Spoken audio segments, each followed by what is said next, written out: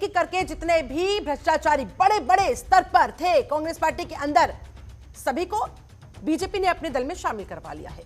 BJP कहती है कि भाई देखिए, हम सुधरने का मौका दे रहे हैं। सुबह का भूला अगर शाम को भटक कर घर आ रहा है तो हम उसको मौका दे देते हैं।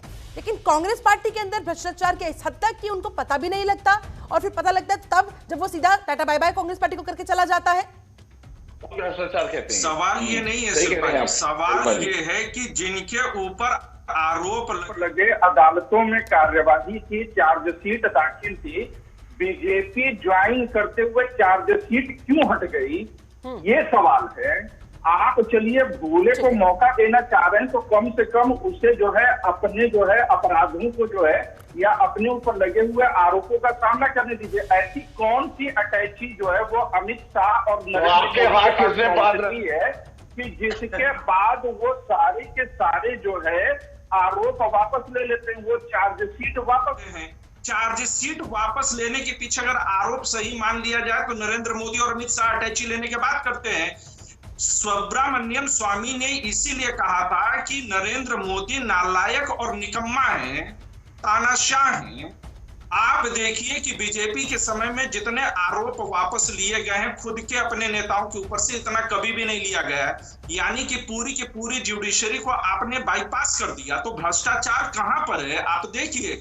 चलिए ठीक है, अगर मान लिया जाए भ्रष्टाचार बीजेपी के अंदर है, एनडीए के अंदर है, तो उन्हें हटाने का क्या रास्ता होना चाहिए? आशीष जी, आरोपों को आप सबके ऊपर लगने दीजिए, सबको सामना करने दीजिए। ब्रजभूषण सिंह जैसे लोगों को पार्टी से निष्कासित करके पास्को एक्ट के तहत पहले जेल में भेजा जाना चाहिए था।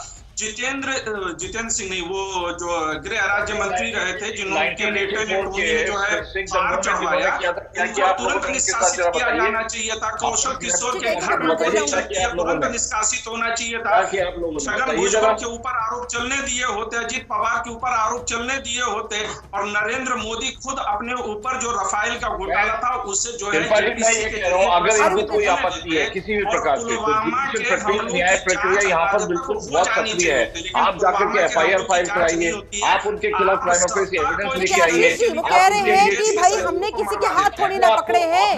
अगर लग रहा है कि हम बचाने का काम कर रहे हैं किसी को, तो जाइए एफआईआर करवाइए, अदालत के दरवाजे खुले हुए हैं, किसने रोका है? अगर हम गलत कर रहे हैं तो दूध का दूध, पानी का पानी हो जाएगा।